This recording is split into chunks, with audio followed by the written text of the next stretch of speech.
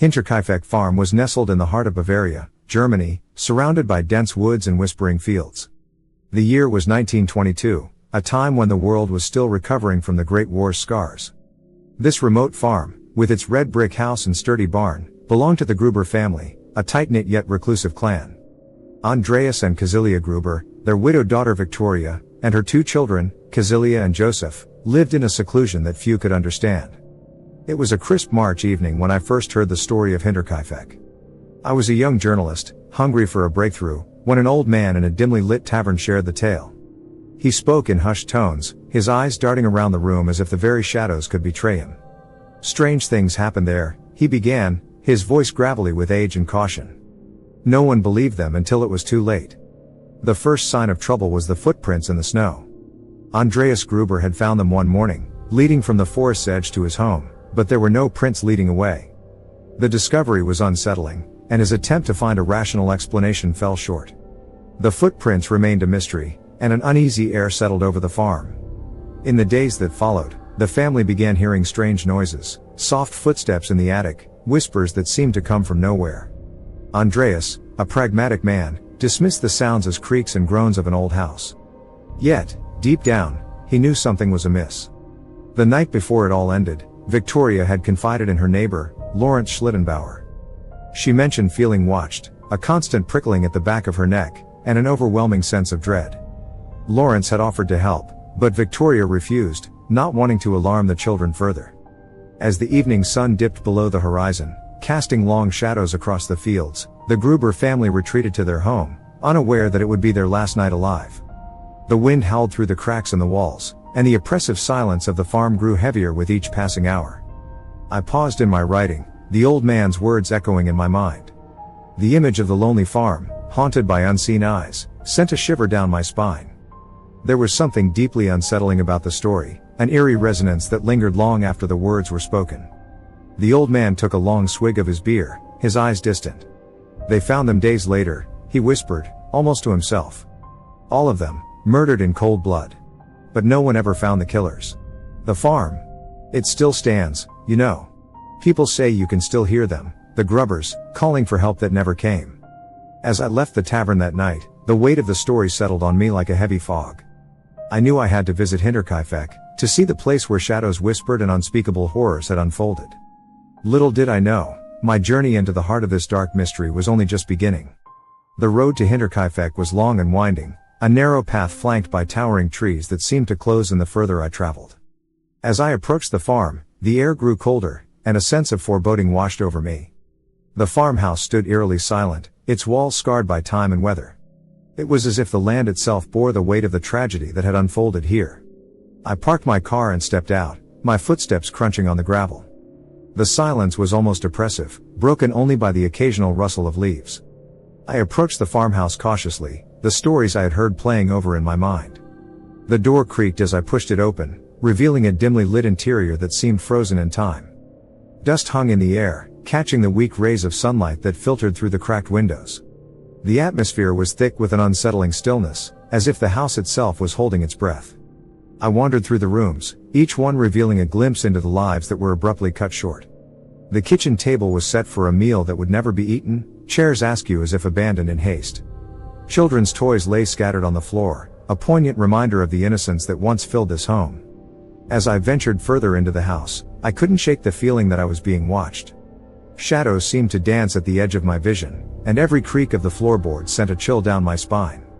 I found myself drawn to the attic, where the Grubbers had reported hearing strange noises before their deaths.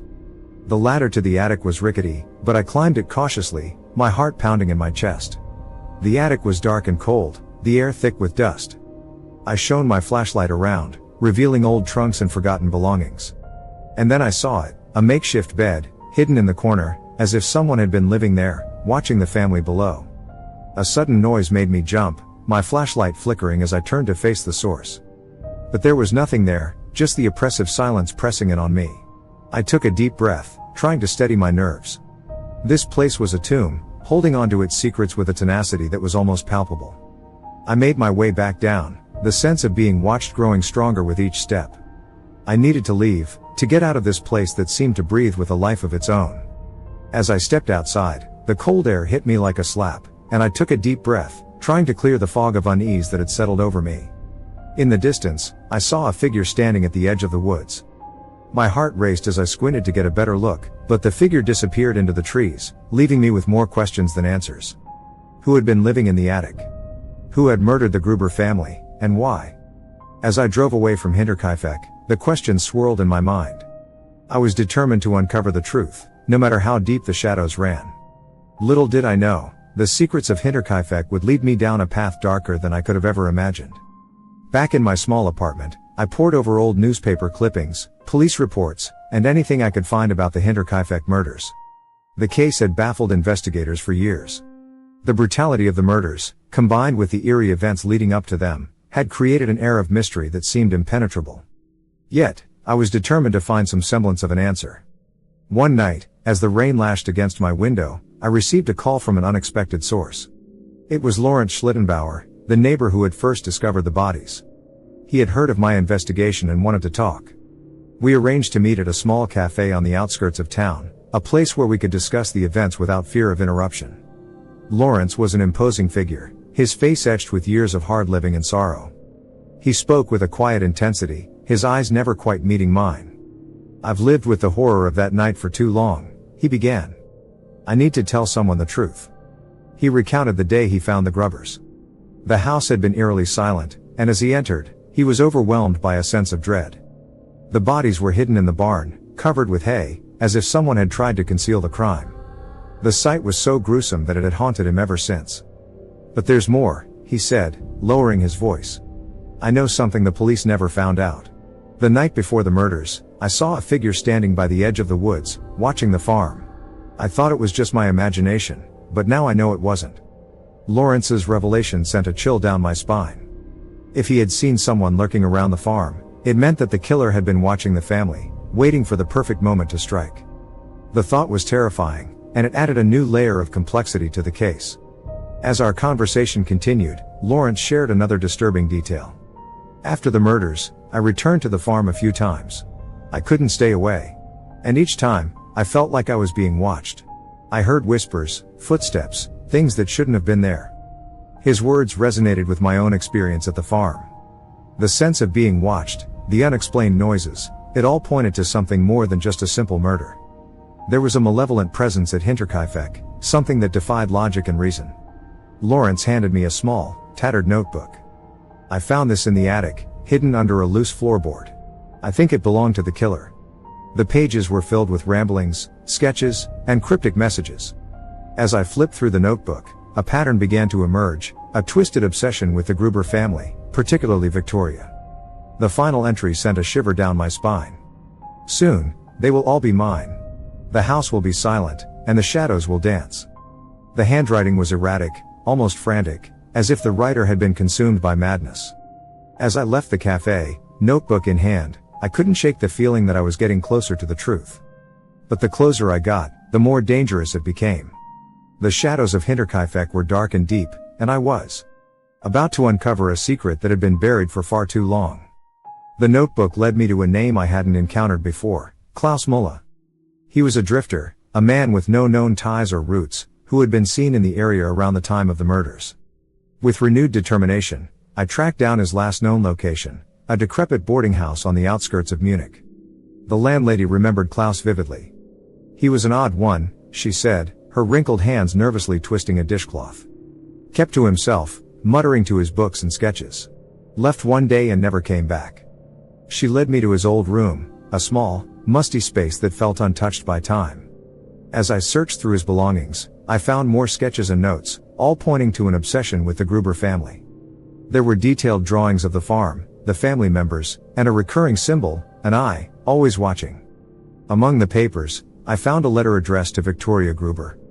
It was a rambling, incoherent message, filled with declarations of love and promises of eternal togetherness. It was clear that Klaus had been fixated on her, convinced that they were destined to be together. The final piece of the puzzle fell into place when I found a small, worn photograph tucked inside a book.